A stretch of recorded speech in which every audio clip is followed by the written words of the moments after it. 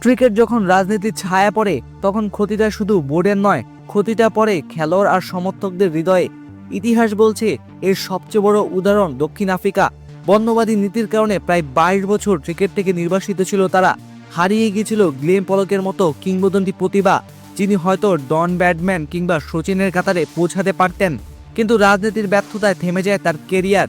আজ একই রকম এক অন্ধকারে অধ্যায়ের যোগ হলো বাংলাদেশের ক্রিকেটে। নিষিদ্ধ নয় বাংলাদেশ, তবুও 2026 টি-20 বিশ্বকাপে নেই টাইগাররা।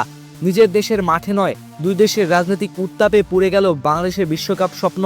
আর বরাবরের মতো কাঁদতে হলো সেই ক্রিকেটারদেরই যারা মাঠে দেশের পতাকা বয়ে বেড়ায়। এই ঘটনায় কণ্ঠ তুলেছেন দক্ষিণ আফ্রিকার সাবেক তারকা এবি ডিভিলিয়ার্স। নিজের ইউটিউব ভিডিওতে তিনি বলেন, আমি কারো পক্ষ নিতে চাই না, তবে কোনো পরিস্থিতিতেই খেলাকে এমন জায়গায় নেওয়া উচিত নয় যেখানে একটি দল টুর্নামেন্ট থেকে সরে দাঁড়াতে বাধ্য হয়।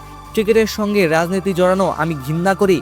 বাংলাদেশের ক্রিকেট মানে শুধু ম্যাচ নয়, এটা আবেগ, লড়াই আর ইতিহাস। 1997 সালে বৃষ্টি ভেজা মাঠে তোয়ালে দিয়ে পানি মুছে বিশ্বকাপে ওঠার গল্প আজও কিংবদন্তি।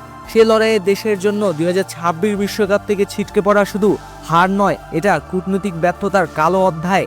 ক্রিকেট যুদ্ধের জায়গা নয়, ক্রিকেট বিভেদের নয়, একতার প্রতীক। রাজনীতি নয়, জিতুক ক্রিকেট, জিতুক বাংলাদেশ।